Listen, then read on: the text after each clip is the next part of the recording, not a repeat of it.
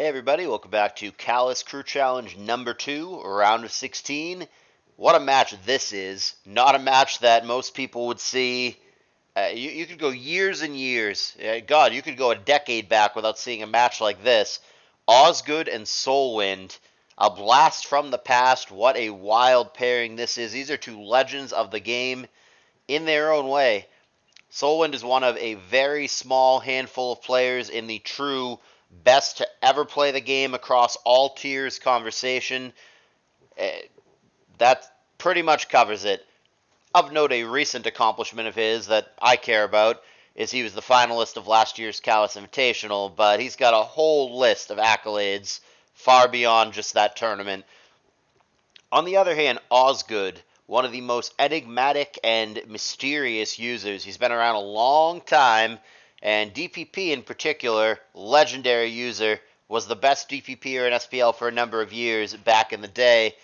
But even though he claims and has claimed for years to be retired, he still sticks around, he still plays in the background. Nobody really knows how much he plays or how much thought he puts into the game.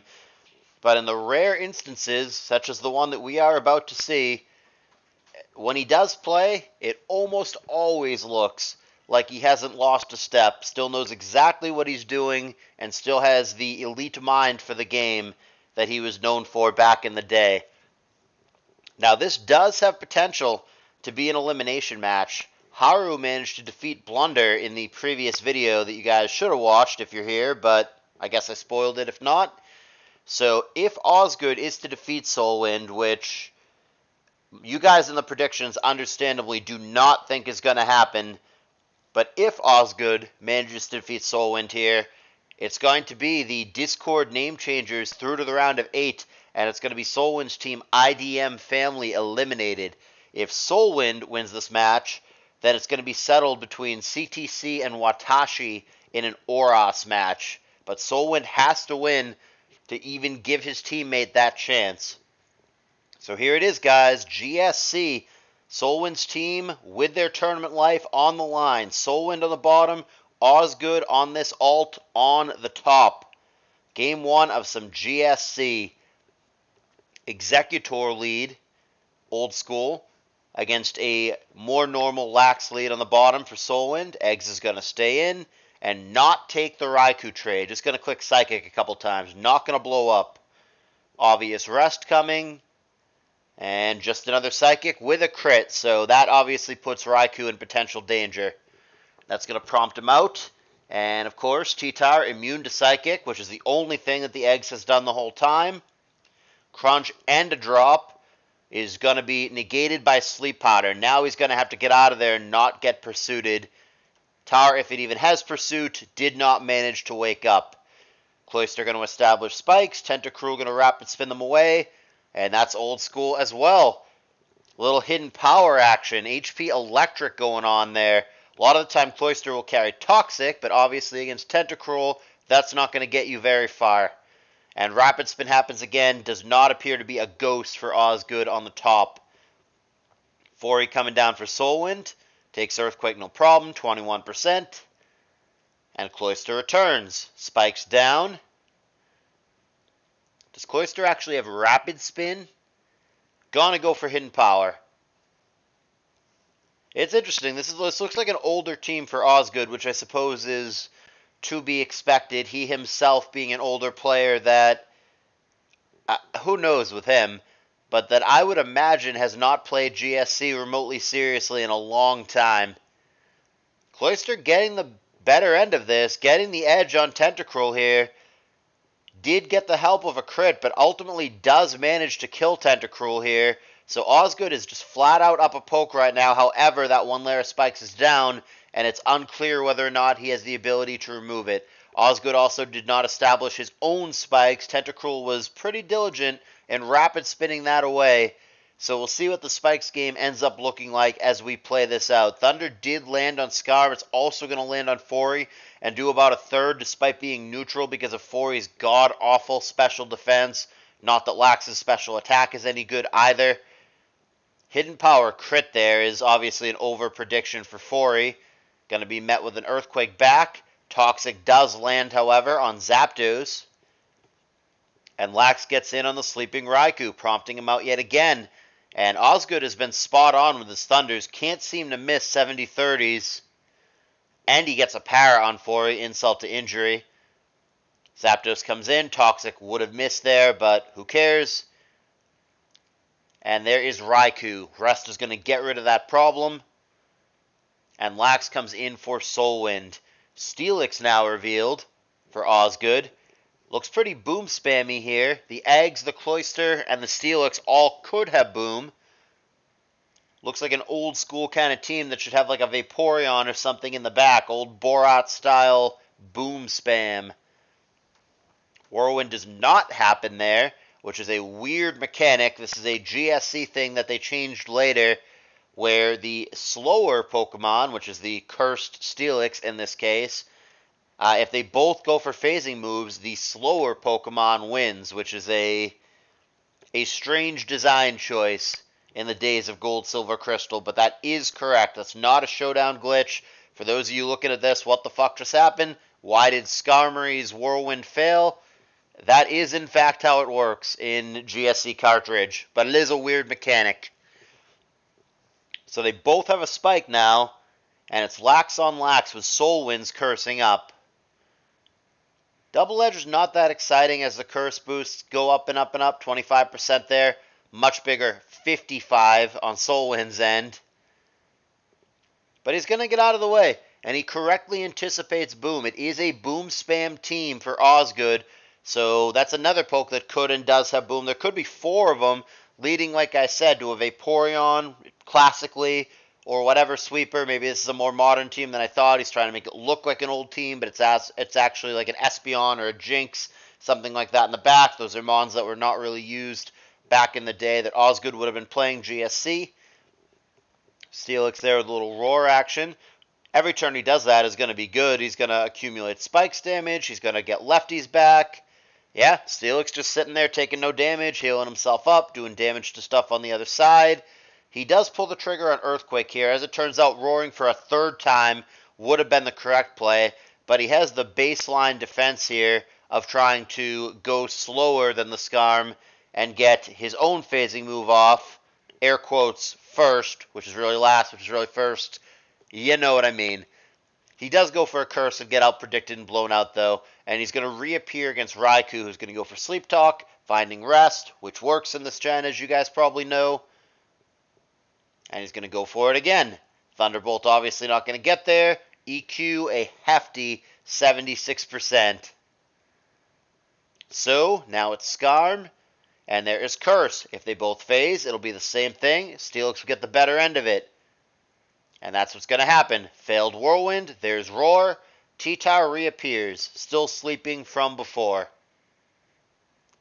Not to its own volition, though. It slept, remember, from the egg sleep powder, so we don't actually know when it's going to wake up. Could be soon. Could be a long time from now. Could be never. And again, failed Whirlwind. Trump card here for Steelix. He's slower. He gets the better end of that. Skarm is not going to be an answer. SoulWind trying to waste as much PP as he can from Steelix, but ultimately the Whirlwinds here are never going to work. And now Fori is going to get dragged out. Here's Skarm again. And a second curse. So if and when he does manage to land an Earthquake on something, really going to hurt. There's Raikou. See if he can pull the trigger on Roar here. Nope, he does take a shot with the EQ, which is obviously not infinite PP, but SoulWind is going to be hard-pressed here to stall him out of all of them, which is what he's trying to do. There's a good Roar. That's what you're trying to do. You know Skarm is going to come in, so you just keep roaring and you accumulate spikes damage on other things. It is another whiffed Earthquake turn for Osgoode, but again, he will always roar in this situation. And Fori is getting very low. He again goes for the Earthquake, though, rather than the Roar. 8 of those left, so half of them have been used. Raikou and Fori both very much in danger. And Fori's gone. So there is a Spikes knockout for Osgoode, giving himself the Pokemon lead now. Yeah, Steelix simply seeming like a Mon that SoulWind's team, this particular set of Steelix that SoulWind's team just does not deal with. He's winning, Osgoode is winning almost solely on the back of this one Mon, which is not the way that it should happen. This is not a thing that should happen in GSC, but yeah, this particular set of Steelix apparently a nightmare for SoulWind. Perfect Mon at the perfect time for Osgoode. He's looking good to take down game 1. SoulWind is just not finding the answer to this Steelix at all. And he is racking up so much spike damage. Everything other than the Scarm is vulnerable, so no matter what he roars out, someone's taking it. That's a second Spikes knockout from just Roar. It doesn't matter that he has 3x curse boosts and a very powerful Earthquake in the back. Who needs that when you can just kill the whole damn team via Spikes, which is what he's very close to doing. SoulWind desperately trying to get rid of every single Earthquake PP, but he can't keep this up for much longer. Another Earthquake. 3 of them left. He's working on it. There's the T-Tar. Roar again. Curse again. Sure. Scar, I'm going to go for Curse. Why not? Roar for the T-Tar. Roar again. Yep. And now Lax is one more time coming in away from death. Gonna go for the rest. Does he get roared? He gets Earthquaked. How about now? Goes for the boom. Takes the Scarm with him. Feels that the Steelix has done enough to leave him in a position to win. And I would be inclined to agree with him. Steelix there basically won the game. Oh yeah, and there's the concession. It is Machamp in the back. Sure, Cross Chop could miss. It doesn't. And we are so done here. Osgoode dominates game 1. Not super close here. Very simply, SoulWind could not deal with that Steelix. And against the predictions, you guys understandably have said that SoulWind is going to get this. It is Osgoode taking game 1 in convincing fashion.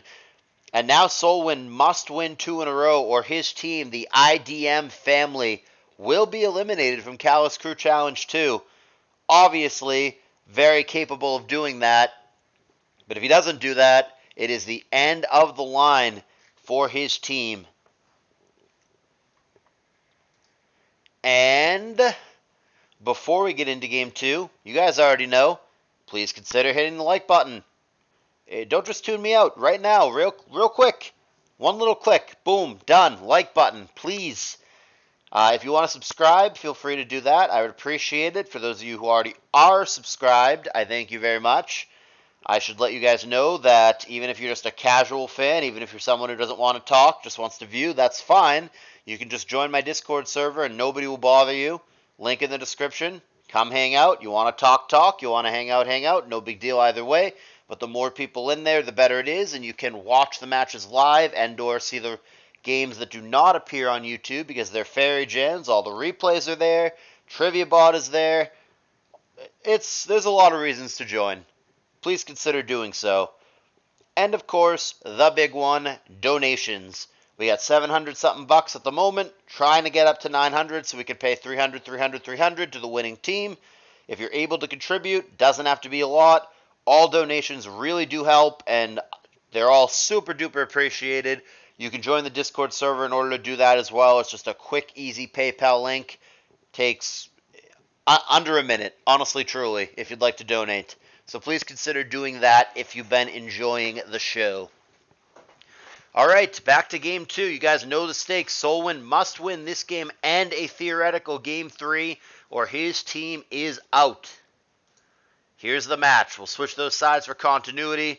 SoulWind on the bottom and Osgoode on the top. And he's going to lead with an Executor for the second time in a row. Did he bring the same team? He did not. He didn't have a 4E before, but this still very well could be boom spam heavy. And he's got the HP fire that you would want in the 4E on 4E mirror match. So another good start for Osgoode. Not only sleeping a poke, the Skarmory, but also getting the edge in the 4E mirror match. And trading with Starmie there. Yeah, good start for Osgoode. Simple as that. Osgoode won game 1 unexpectedly in the eyes of many. Seeing if he can do it again here. He gets a rapid spin off, so there's no spikes for either guy. Golem is afflicted with Toxic and an Earthquake and a blank there. Skarm is very safe and should be able to kill a sleep turn. And we'll see how Osgoode responds. He goes to Zapdos. That seems like something that makes sense into Skarmory. Fori does get lefties, but gets out of the way. Thunder misses, but then Thunder connects the next time, and it is a retaliation double edge there for 46%. Pretty hefty. Golem comes in, still poisoned, and Lax is just going to take a nap. Here come the eggs, which has only used Sleep Powder. Sleep Talk Drill Peck probably unexpected there. Hidden Power is pretty good, 46%, but yeah, the Drill Peck is not what he was wanting or expecting. That might make him switch out, and it does. He's not willing to take another Drill Peck potentially. More switching. Golem, of course, still poisoned from before. That is also going to be the victim of a Sleep Talk move. This time it's Double Edge in the sleep for Lax. Executor reappears. We've got this matchup again. We know that Skarm has Drill Peck, but we also know that Executor has HP Fire. And this time, he's content to go for it. But it's going to land on the Lax, not the Skarmory. Goes to Missy, thinking maybe Executor will boom. It does not. Stall team for SoulWind. And offensive team, I mean, I don't know, with Fori. But Osgoode seems to be a big fan of boom in this gen. And at least 3 of these pokes can have boom. Whether or not they do, unclear. But a lot of toxic stall stuff going on for SoulWind here. So pretty different strategies. Little boom shenanigan team for Osgoode and a very dedicated stall squad for SoulWind. We'll see who comes out on top. But that's a big knockout for SoulWind, taking out the Zapdos there with a Sleep Talk Double Edge. Clear advantage for him. Good turn for him. Gotta think that SoulWind is ahead right now. Also, Golem continuing to suffer from that poison, from the toxic that he got hit with before. Sleep Talk Curse there. This would be a hefty Drill Peck if Executor takes it. But he's going to go back to Missy. And that's going to be crit Giga Drain, crucially for Osgoode. Back to 100% now, very healthy. Goes for it again. So the last move is either Psychic or Boom probably. But he can't have both. We know he's got Sleep Powder, HP Fire, Giga Drain. So Psychic, Boom, Stun Spore, probably the options for the last move. Can't have them all. Missy pretty low. Until she pain splits, question mark. Just going to go for Protect again. And yeah, when you protect on a switch, you might as well protect on the next turn. So she gets herself out of the red up to 24, and Golem with more poison damage. Back to Executor on Skarm. This is a bit more dangerous now with the clock of the poison ticking. Skarm going to wake up and fail Sleep Talk. Oopsie daisies for SoulWind. Hidden Power Fire. Missy again. Down to 1% after eating that Hidden Power Fire. And she's going to take a nap. And Osgoode agrees. Wanted the Missy to take a nap. Just wanted to do it on his terms rather than Missy's own. So a wasted turn for Osgoode there. Opts to go to Lax. Going to begin cursing up.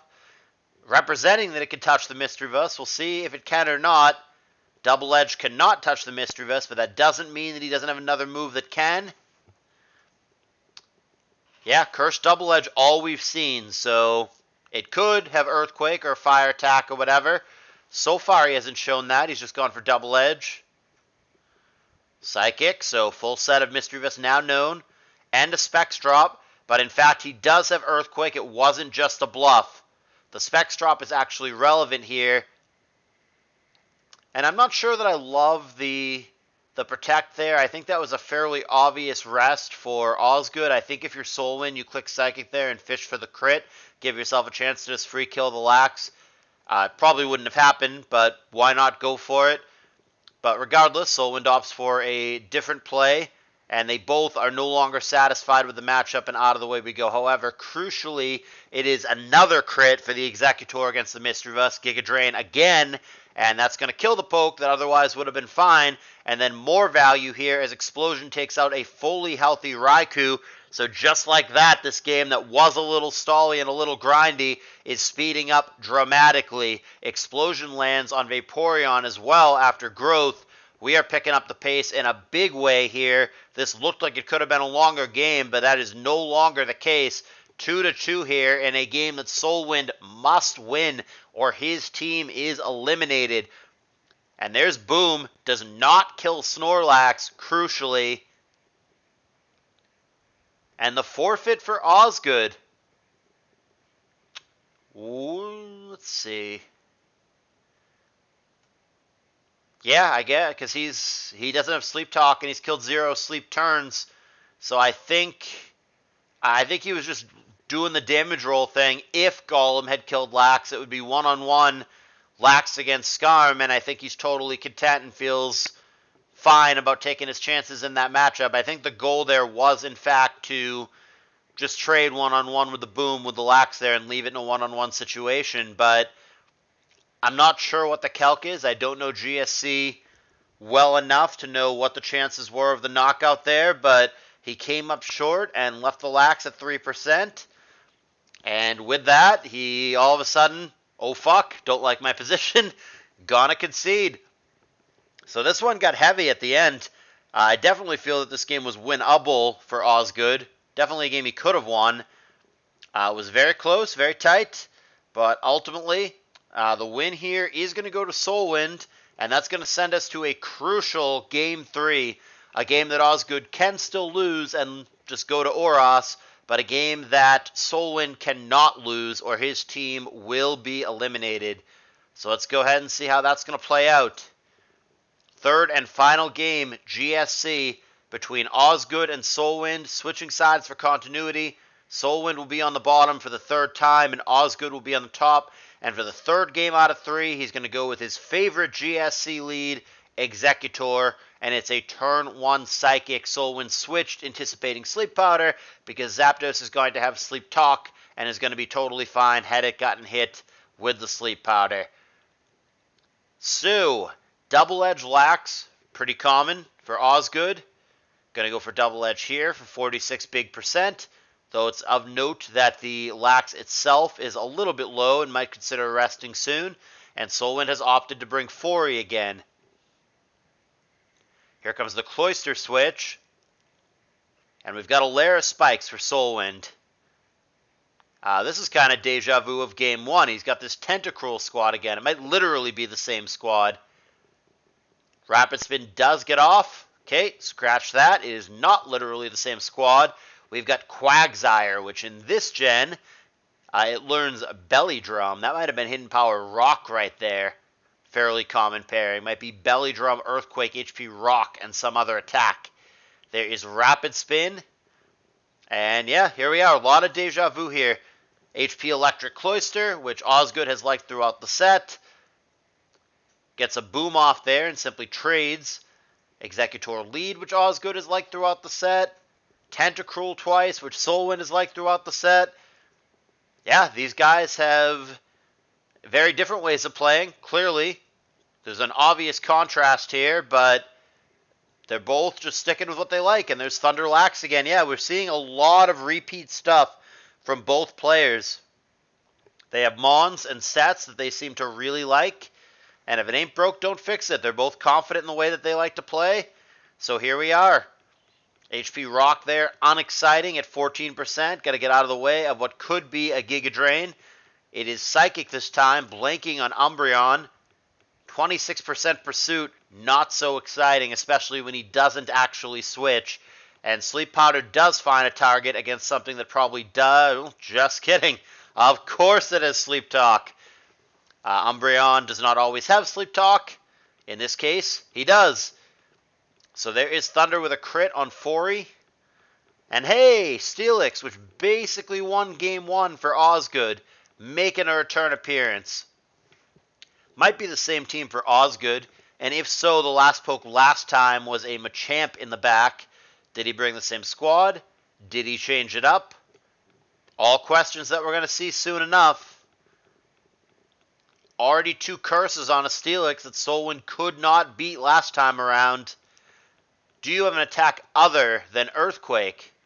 Good question. 51% hidden power will certainly help his case. And Roar is going to prompt out Umbreon, which is hiding behind Reflect at the moment. That is an unexciting pursuit, 7 big percent. As a third curse comes down, there is one more Reflect turn. Roar is going to get rid of Zapdos, understandably, and the Reflect is going to go away.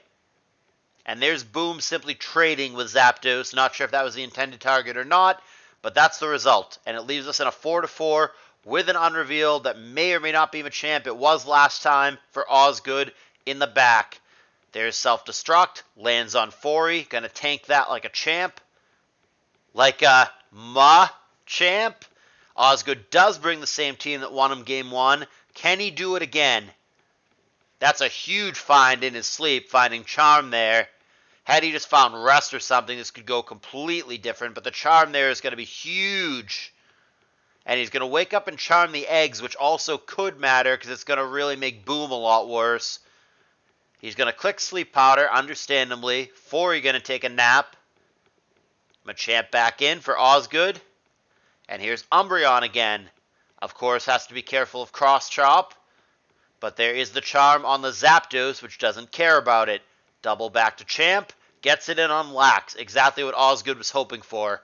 Lands a Cross Chop. Had he gotten a crit there, that would be a dead Lax, but he didn't. Instead, it is SoulWind getting the hacks, getting the Body Slam Para. And that is a Cross Chop miss wide and left as Quagsire comes in. EQ and Cross Chop missing yet again. And now Executor coming in, hoping to find Earthquake. 16%. Gives him an opportunity to make a prediction here. Gonna go for Boom and not kill the Umbreon. Osgoode with just 2 pokes against the 4 from SoulWind. Quagsire comes in, takes neutral Hidden Power. Hidden Power again with a crit. And Hidden Power back also with a crit. Hidden Power one more time. And Rest. And it is looking challenging to win from this position, especially with the Para for Osgoode. But he's going to try to get there with the Machamp right now as Quagsire takes a nap. There's Curse, and he remains asleep. Gotta connect here. Earthquake, sure.